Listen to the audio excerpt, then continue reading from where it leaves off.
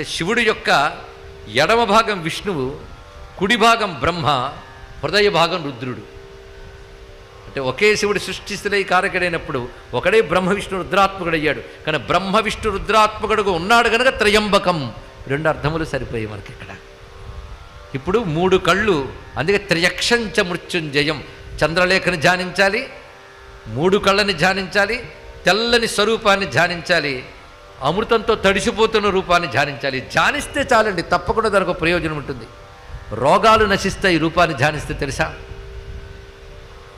ఇందాక చెప్పిన వేదాంతం అర్థం కాకపోయినా ఇది అర్థమైతే చాలు. ఇక్కడ ఈ మూర్తిని ధ్యానిస్తే రోగాలు పోతాయి.